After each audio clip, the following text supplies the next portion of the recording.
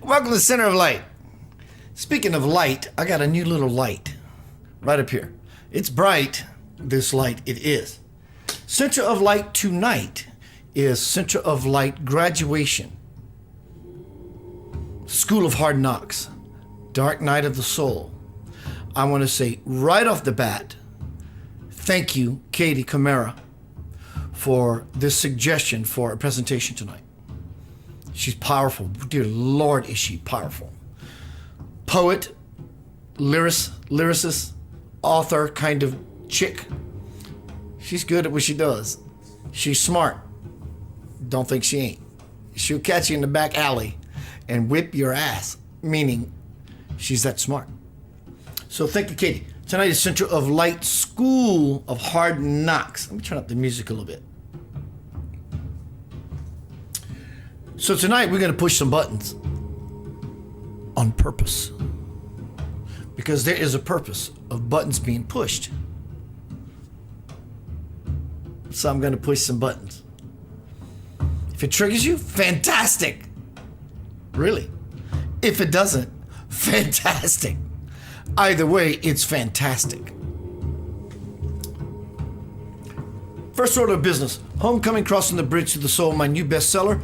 The link is in this forum. Jump seat to Amazon. If you have not purchased this book yet, $18, $17. You can afford it. This is 30 years of my life compressed. I could afford it. I afforded it. I awarded it to myself. What this presentation tonight is truly about. It's about being you, full out, full in, so you can win. And this school, life school, earth school of hard knocks. And graduate. You can use that same link in this forum to go to Amazon to give me a review and some stars. You rock star, you. Welcome, y'all. Good to see you. We're going to be talking about a couple of different aspects of the School of Hard Knocks. Our own, from past to this vantage point, but also where we are and what's coming.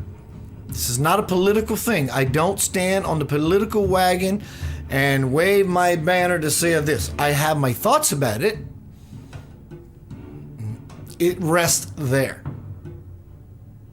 As I sit in this chair and declare, I want, hope, bless the best for you. The School of Hard Knocks. We've all been through it. And it's created a wonderful, beautiful human being, hasn't it not?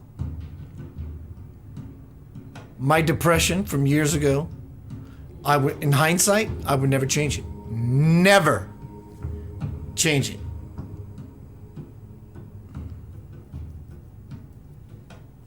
I want to say thank you to Robert for this beautiful ring. He got it from Zales for $2,500 or Walmart for $2.50. Either way, it's the same gift, and I love him for it. So tonight we're going to venture into pain, grief, trouble. Let's see what's happening. I got some new things going, so I'm multitasking. 1 second, please. So from Katie Camara, who suggested this presentation tonight, these are her words. The most beautiful people we have known are those who have known defeat, known suffering, known struggle, known loss, and have found their way out of the depths. These persons have an appreciation, a sensitivity, and an understanding of life that fills them with compassion, gentleness, and a deep, loving concern. Beautiful people do not just happen.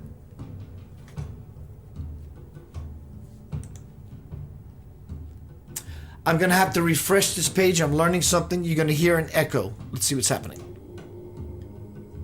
These persons and there it is.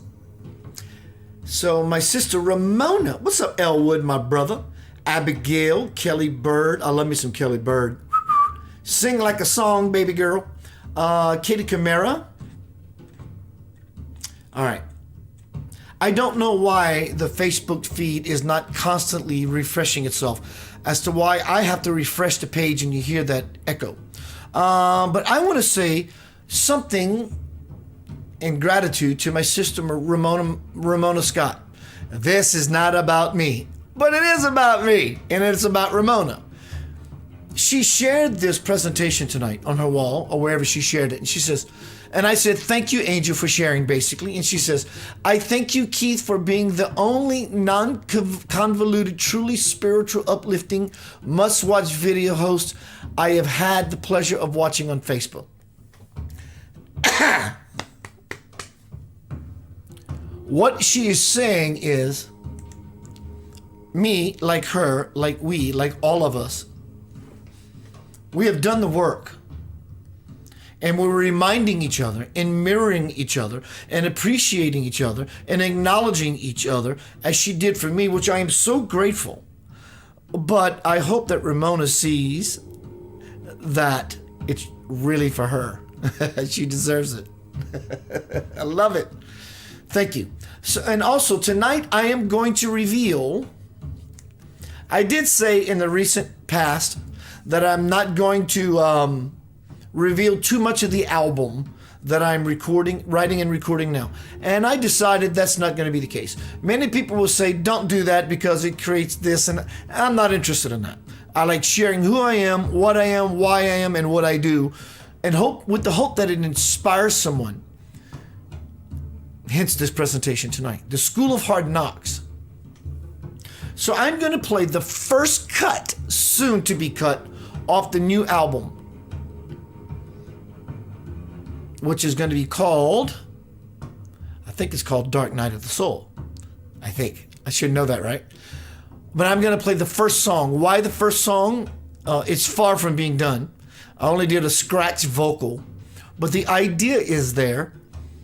And the why it's the first song is because I'm telling a story through this album of how I got on this journey to where I am present day. Dark Night of the Soul. The girl left. She left. 10-year relationship, she left. And I was in a dark night of the soul. But in this case, it's night with a K. I was looking for a savior. Dark Night of the Soul. I'm going to play that in a little while. So I do suggest that you use headphones. Why? Because it's unmastered, which refines the process, blah, blah, blah. Headphones in this scenario would be more true to what's going to be the end product, which it is far from. Stick around, that is coming up. Let me look at my notes, see where we are. Also, like I said a little bit ago, we're going to dabble in, not the spiritual arena,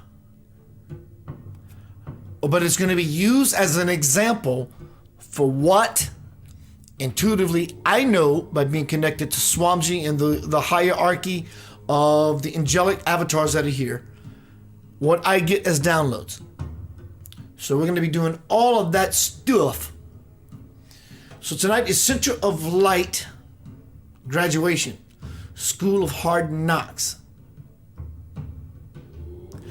I'm looking at a couple things. Welcome everyone on Facebook. Let me see what's happening on the YouTubes. Rena is on YouTube. I'm going to do some refreshing. That way everyone can I should have done this. It's so YouTube is going to now show up. Facebook is going to show up shortly. Bruh. So tonight is Center of Light Graduation, School of Hard Knocks. We've had things happen to us since we've been incarnated and alive.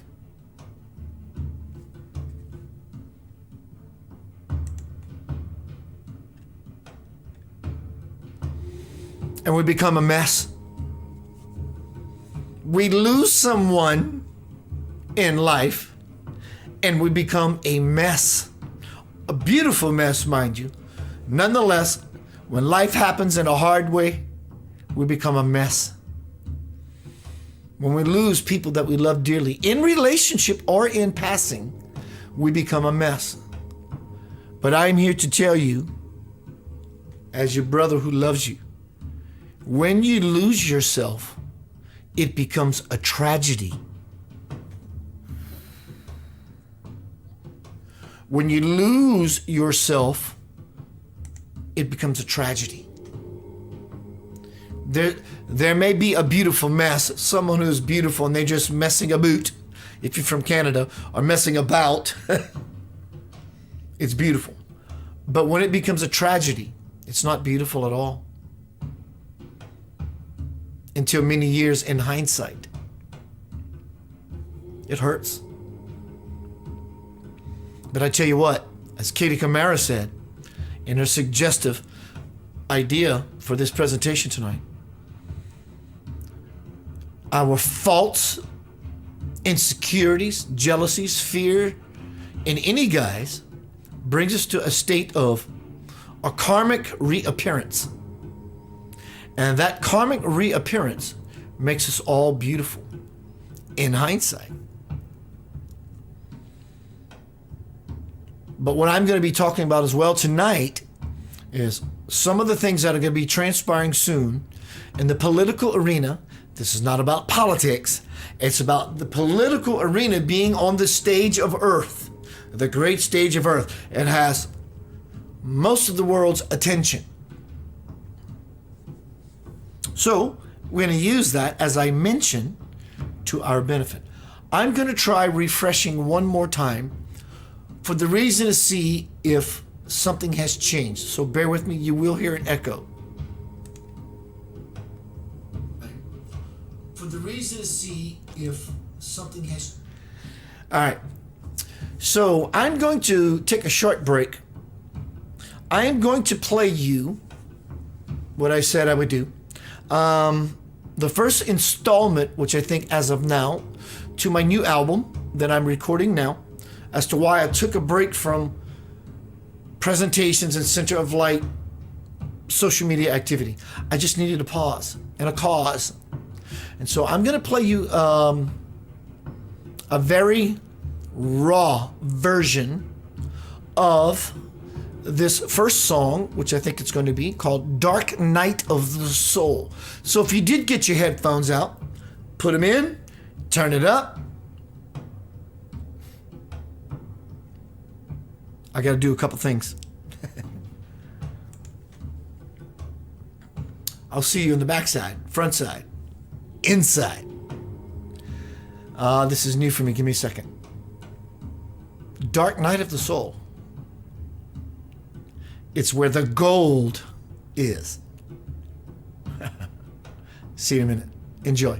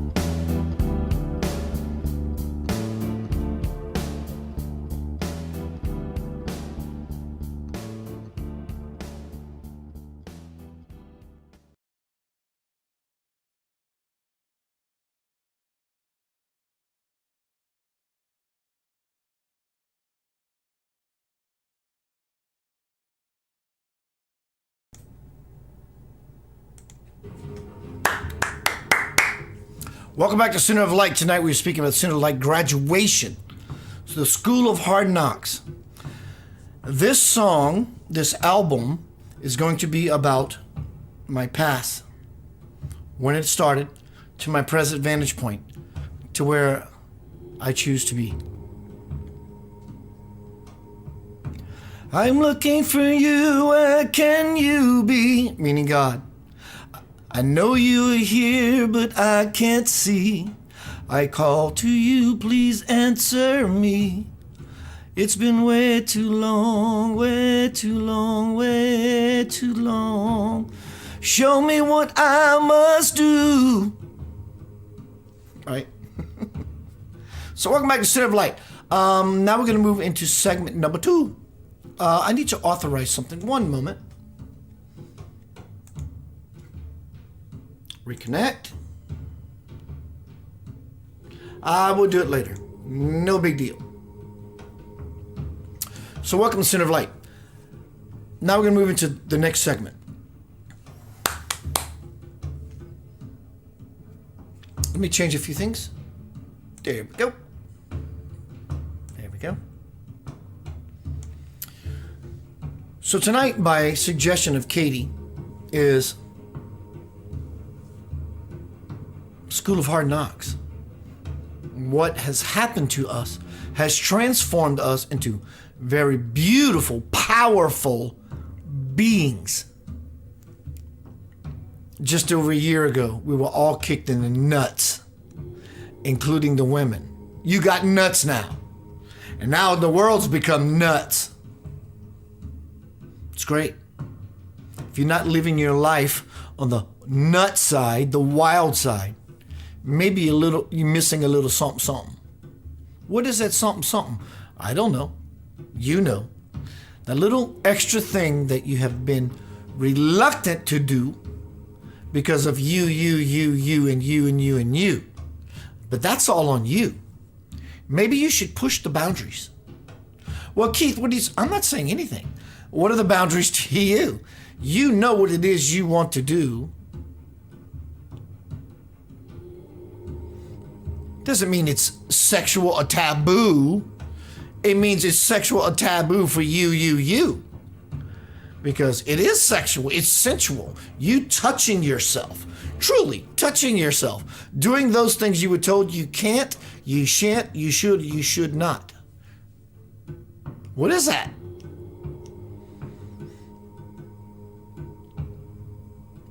Are you made into a beautiful possibility? Has your tragedies even in your life made you into a great potential for something beyond you can ever imagine? I can't even imagine it myself. I'm preaching to the choir, trying to get higher just like you.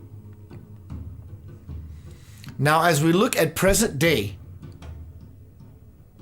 there's a lot of dismay everywhere. Like I said, this is not political, but we're going to use it as factual. This is not about one political party is favored over the other in my eyes. They're both full of nonsense. But the political party that is in seat, I don't think they're getting what they want. So the volume of the world, so they get our attention, is going to get louder. That's a natural thing. You can't hear me, I'm just going to speak louder. You go to a foreign country and you say something in English and they don't understand, and you try to say it louder so hoping they would take it in and go, I understand what you mean, but it doesn't work. They still don't understand you because you're speaking louder. In this misunderstanding, though they are going to speak louder, and that doesn't mean Democrats, it means the establishment is going to speak louder through the Democratic Party. And it's really not the Democratic Party, because the true Democratic Party is not that which is partied and partying on the stage of earth. It's not what's happening. That being said, let's put all of that down. The whoever and the whoever's, they don't feel like they're being heard. Why? Because the world exponentially is waking up. I look on my feed, and a year ago, I'm seeing people going, this is nonsense. This is bull. This is this. And they're rebelling, and almost in a form of anarchy, as it should be. But I'm not supporting anarchy, but I'm supporting rebellion in the sense that you're rebelling against something that does not take you, me, we all to a transcendent state of consciousness. Right? So it's going to get louder. Bigger tactics. Bigger shenanigans. Bigger dramatics. So how does this relate to Katie Camara's suggestion? I'll tell you. Dark night of the soul. Something broke you. Maybe you needed to be broken. I needed to be broken.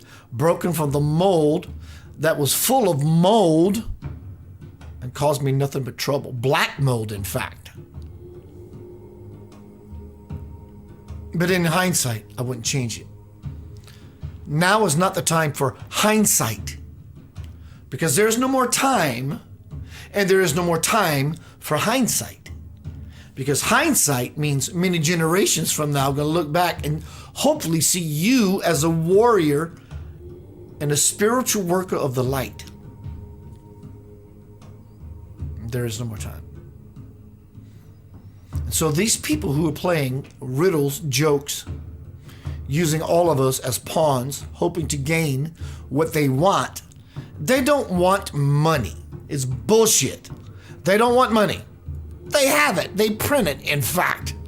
Out of thin air, they print it. It's no longer about Fort Knox, and your gold is over here, and my gold's over here, and this one's gold's over here. And they shuffle it around with a hockey stick to say, well, because of the most $1 billion of transactions, now we're going to push this to America. Now we're going to push this to Greece or France or Italy. That's all done. They're just printing this shit out of thin air. Doesn't mean anything at all. So they don't want money. They print it. They don't need land. They own it. In fact, well, if anything, they want more land to have more control. So forth and so on. And the oligarchy just keeps going. It doesn't matter. It's all irrelevant. That's the arena they are playing in. And if any of your life lessons that brought you to your knees, brought you to a space of true graduation, center of light graduation, the school of hard knocks, you get it. So that you get it, let it do something to you, through you, and for you, and move forward. Nothing the outside world, the M&M, mainstream media, it has nothing for you. It may somewhat keep you informed that something is going on, but do not, you can choose to not buy into the bindings, the confinings, and the grindings of the noise. It's noise. The kingdom of God is within. Seek ye the kingdom first, then all things shall be added unto you. And as long as you believe in a whatever, call it the big C that we all been going through, or the big V that many people are choosing to do, come September is going to be one major event, early September. How do I know this? I don't know this, but I know it. I don't know what the event's going to be, but it's going to be a world attention grabber, that's for sure. I don't know if it's going to be a 9/11 repeat from the elite or the stupidity of the world to say, we're just going to rub the salt in the wound a little deeper because of 9/11. That's not what I'm saying.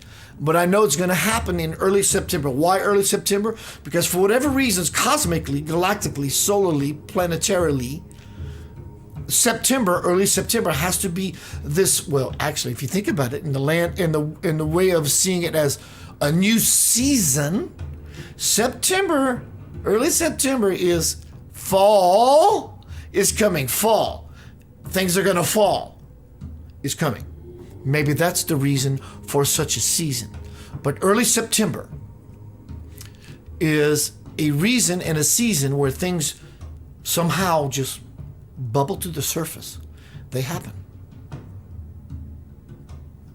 But since those people, whoever those are, even if you're not of said political party and of another one, whether you like it, know it, or not, different parties do group together in same vibration. So there really is no Republican, Democrat, libtard. I hate that fucking word. I think it's so demeaning, obscening. It's hateful. But people are grouping together. So the big show's coming, likely. The first stage of the big show is coming, September.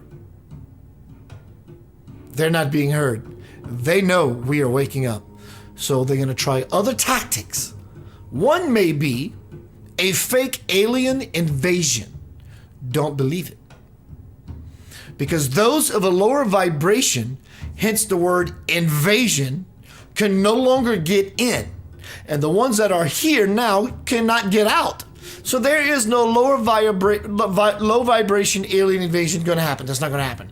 And higher vibrational entities would never invade. If you're not familiar with Project Bluebeam, look it up. It's worth your and your family's life. The sky can and has been used as a screen to project images. Have you ever seen the gymnasium where people are sitting in the gym? In the middle of the basketball court, out of it comes an orca, a killer whale. You think that was just CGI? No, that's actual technology. So what's coming down the pike is possibly a dark night of the soul for anyone. If you lean into, oh my God, this is happening and happened to me. It's time to graduate. We went through the big C for a year plus, and we dust off our ass, and we get back up and dust off the rust, because we must. You've survived a punch on the spiritual jaw by Mike Tyson, and you got up. Get up. Stand up. It's coming. COVID was one. Shouldn't say. The big C was one. But it hasn't won all of us. The short or the tall of us, the thin or the wide, they're truly trying to divide. And many people are believing it. Believe me when I tell you, it's very deceiving. We all have aspects of our life that we want to hold on to, because we feel that it gives us some level or some depth of being grounded. But trust me when I tell you, it is very unfounded. You're going to have to become wild, crazy, to understand the wild and the crazy that is coming. I don't profess or claim to know what it is.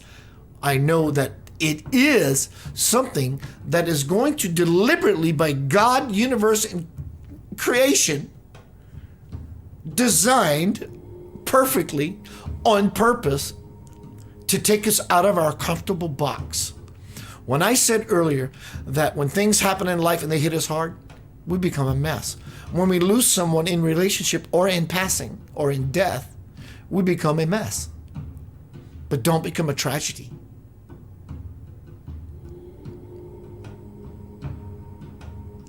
So when things begin to happen, understand you've survived. You're going to have to stand strong and become a transformed, elevated, conscious human being. Human being. There is no doing in spirituality. In the past, it was a doing kind of thing. There is no doing in spirituality. To meet, not meet, but reintegrate with your maker consciously. It's being. You have to simply be yourself. So all the tragedy, mishaps in your life that made you this transformative human being, And you wear it on your sleeve proudly, as you should. Remember, when something comes along that kicks you in your balls, hello women, you have balls, because it takes balls to endure this. Chops you in your throat, punches you in your heart, kicks you in your solar plexus. It's coming. The test of it is coming. They're not getting the attention they want. Don't give it the attention it requires. I'm going to go into a song break, and then I'm going to play a video of Shunyamurti about where we are, not only as graduating from our lessons. Thank you, Katie. I love this rhyming game. I love it. To where we are that made us into these transformative, beautiful, supernatural, superhuman human beings. Superhuman beings.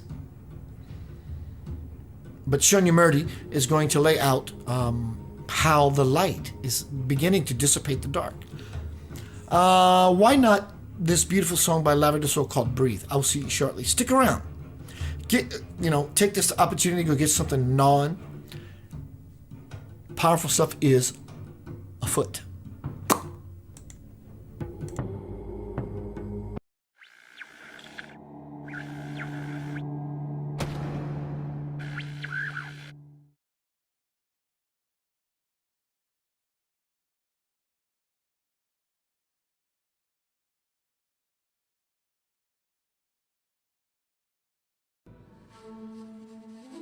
Trust that I will guide you in whatever you do.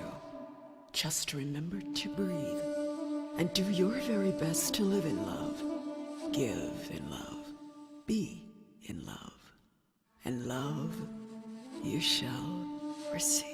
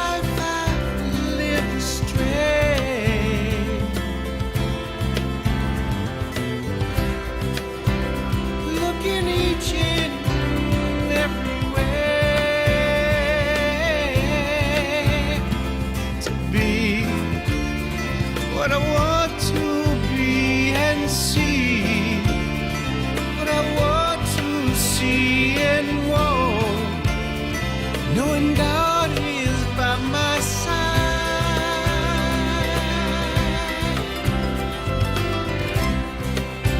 There is nothing I need to know.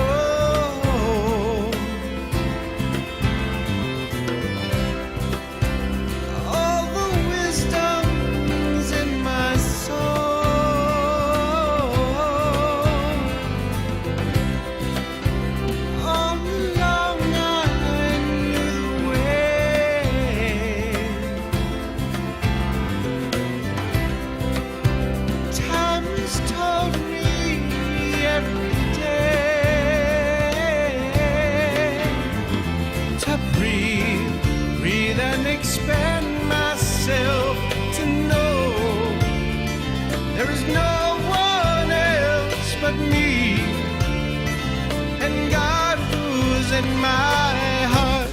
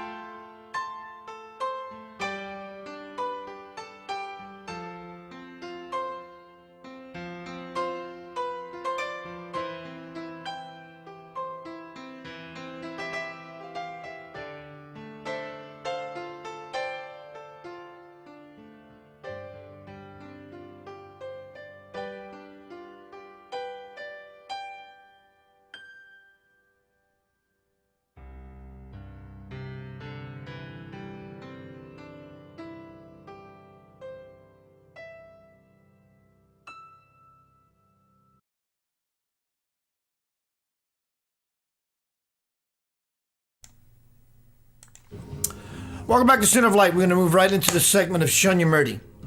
So tonight is Center of Light graduation. The School of Hard Knocks. Hello? Anybody home? Wake up. We've all had it. And so now, from past tense to present moment, how Katie suggested in this beautiful idea of hers for this presentation is the tough things in life made us resilient. It made us compassionate. It made us empathetic. It made us loving, concerning, appreciating. Mine sure did. When I lost everything, I realized what was truly important. So now, in this present day, present era of the most grand time in the universe that has ever been, Earth, you are the rock star. Earth is the stage. Shunyamurti, the sage, is going to tell us what's happening in his own beautiful way. You beautiful mess. You. Me. We. See, shortly.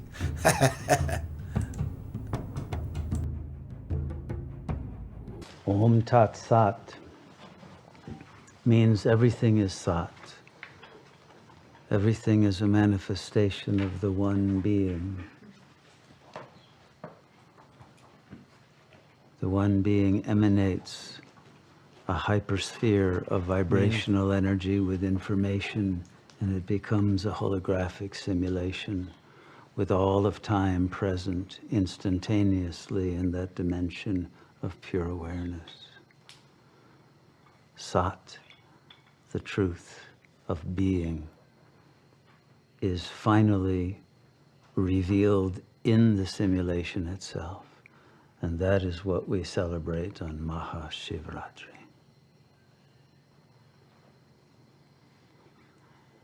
At the very end of this 5-act drama that Shiva has written and cinematographically created, the revelation of all truth is given to all who seek that.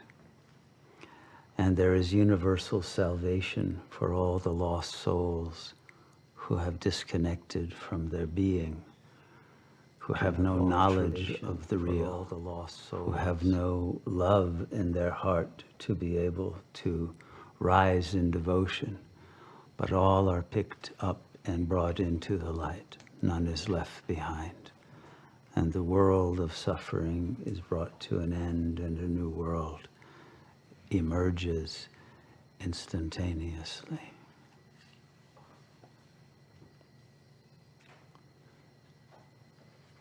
Shivoham means that Shiva is not only transcendent of the world, not only the creator of the world, but sustains the world through intervening in the process of entropy and guides and directs the process of time miraculously through the avataric appearance of sages who offer clues to the understanding of the code that, once broken, enables one to be free of the illusion of Maya. Those who understand how to gather the clues, how to connect the dots, how to open the heart and the mind to create one pointed focus upon the real, achieve the breakthrough into liberation. And that happens at the very darkest moment of the world, when everyone has lost hope, when everyone fears planetary destruction, when everyone sees madness all around, and criminality and brutality and inhumanity and destruction of the environment and the social orders and all else that was representing goodness. And in those last days, one sees the corruption of all the religious orders and traditions. and all of the values and all of the understandings of what nobility is collapse and are lost to the world at large. And people lose the ability to think clearly and critically.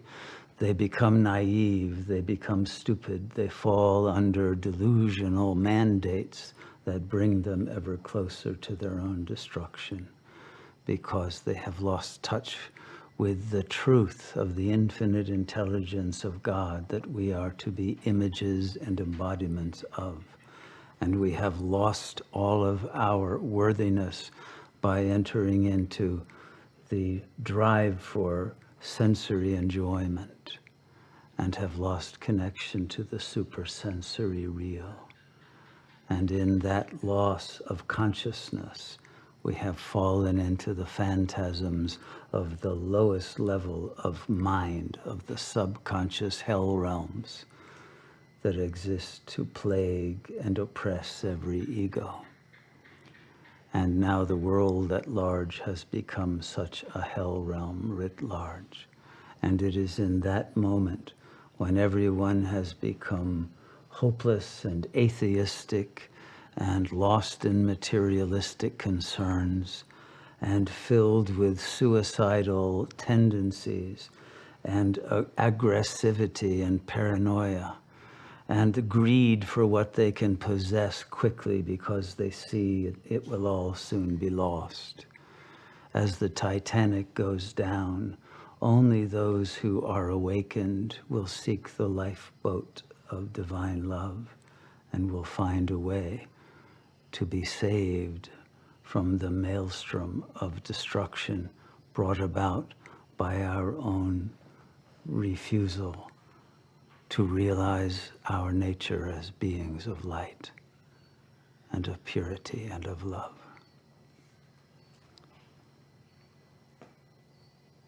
And if so, it is through the return to the reverence for our own seventh chakra, for the holiness of our own being, the making of our bodies and our lives into temples and divine plays, charitras, performances of divine presence. Through the devotion to the Supreme, we become magnetically drawn into the energy field of that supreme wisdom and willpower and creative intelligence and love that enables us to transform our lives once again into the image of God, and to live as gods and goddesses in a world designed to be a realm of celestial delight.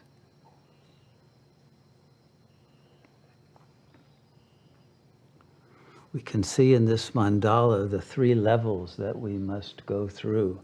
The Nataraja is the imaginary, the archetypal imaginary level, where Shiva is depicted as other than the dwarf ego, but the ego is being danced upon by karma and will be even more heavily danced upon once the dwarf takes vows to overcome its lower tendencies and will realize its own inability to surmount its obsessions with the enjoyments of the body and the romantic and pornographic fantasies that it harbors in its mind, so that it can never reach a sacred silence in meditation.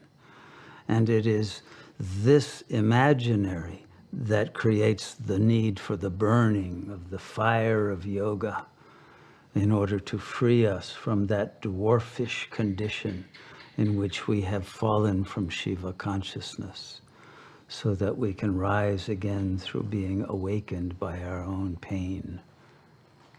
But it's the pain of the shame of having failed ourselves that now will lead us to disgust with the ego and the desire to rise into that consciousness and beauty of divine love, of generosity, of desirelessness, of freedom from objectification of the other. And this will enable us to realize the ultimate subjectivity the ultimate consciousness that directs the flow of time and even the flow of the stream of consciousness of everyone's mind. All is choreographed, all is determined by that supreme intelligence. But that is only the imaginary, and then we move into the Shiva Lingam, the symbolic dimension, and there we understand the code itself, the logic of worlds and the logic of the understanding of how Logos became Logos in the first place.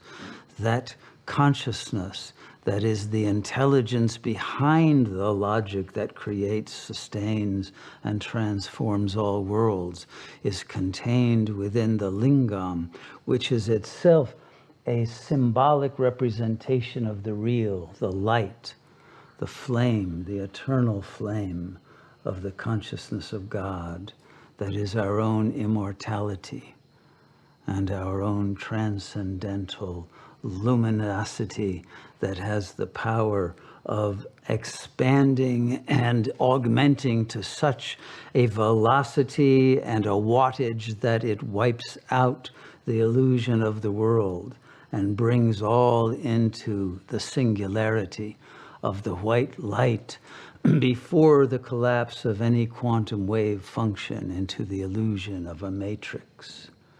And in that freeing of all the information, all the particles back into the waves and the waves back into the unified field, ultimate freedom and absolute presence and the unity of God consciousness distributed throughout the infinity of the field of presence, then redreams the world in fractal infinite dimensions, from the most macrocosmic to the most microcosmic, and to cosms within cosms within cosms, of every possibility and permutation of experience that can be offered by the infinite intelligence of God. And all of us have played through every level to get to this point where we are now ready to graduate from the creation and take our stance in unity with the Creator.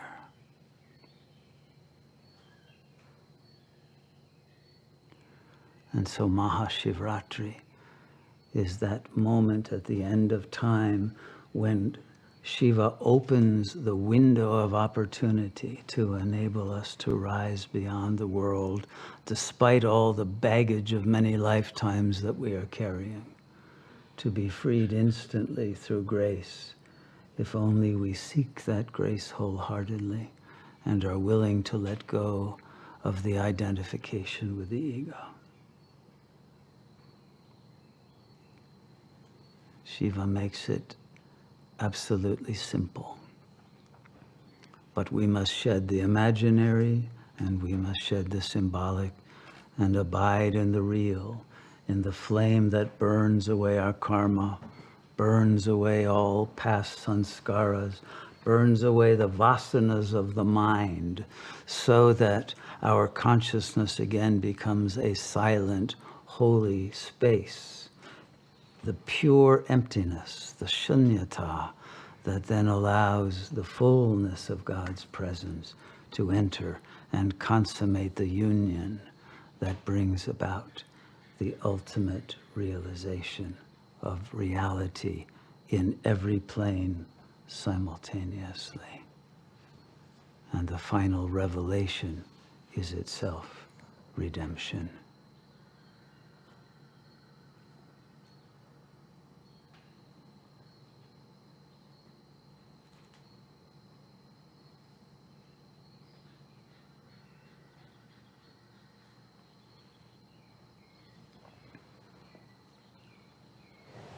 Shiva asked me to make it very clear to everyone how to attain the Absolute. And if you have clear instructions as to what you must accomplish step by step in order to attain Paramashiva, in order to merge into the Supreme Sun and become one with that essence from which we derive our being. This final return is what enables us to then function on this plane as avataric spiritual warriors who are able to accomplish the transformation of the world on this plane as ambassadors and emanations and angels and demon slayers who are necessary for the accomplishment of the ending of Kali Yuga. This is known in Sanskrit as the recruitment of the Shiv Sena, Shiva's army. He recruits those yogis who have the courage, the intelligence, the loyalty, the power of love, the fearlessness to function in Shiva's army as those warriors who understand the illusion that Maya is and are willing to face that illusion with the power of truth and be victorious.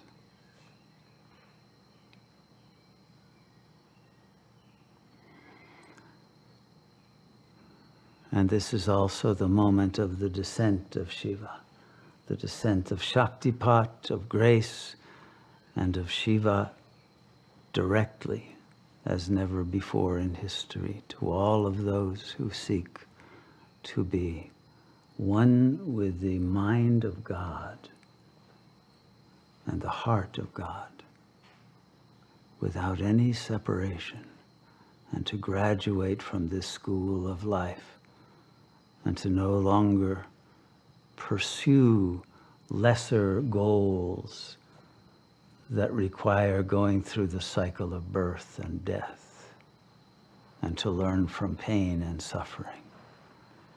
But one can learn everything in the mind of God with absolute awe and delight, of joy, of infinite fascination, wonderment, astonishment, and the absolute ecstasy of knowing God's sense of humor as your own.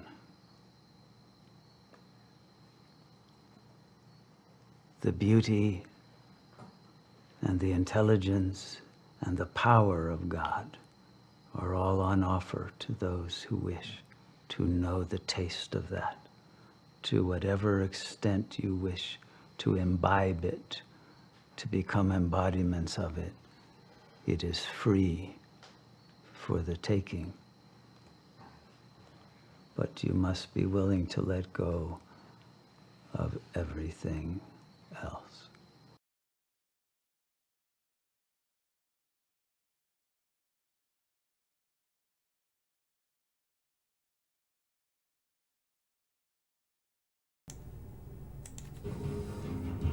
What a powerful teaching. Tonight, by suggestion of my dear sister, Katie Camara, she said, Keith, what about how our trials and tribulations have made us beautiful human beings? From then till now, but from now to when is coming. It's designed cosmically, divinely that way. You don't have to know what's coming because you know who you are. When you know who you are, it doesn't matter. You know that no storm can sway you or shake you, dismay you or break you, but only to awake you should you find yourself. Find yourself, and you will simply yawn at the crack of dawn and say, Dear Lord, thank you again for a beautiful day. It's not only from where you come from, you beautiful mess, you, but you do want future scripture to speak about you, so to speak, that you did it. You've become the meek, and you've raised your children to be the same way. Meek doesn't mean weak. Meek means subtle and powerful. God is subtle and powerful. If God was robust, everyone would be able to see it. But it's not. It's soft. It's subtle.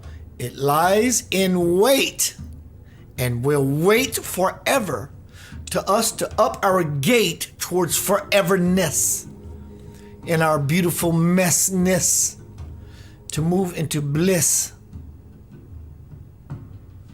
It belongs to you. It requires you to stop being afraid. In any shade, be you. What else do you have? You can look around you and say, I have cars, I have a house, I have a husband, a wife, children. You're indulging, if you will, in these things. But these things ultimately should bring you back to yourself. Remember, when life happens hard, we become a mess. When we lose people in relationship or in death or in passing, we become a mess. But when you lose yourself, it's a tragedy. I love you beyond measure. See you soon.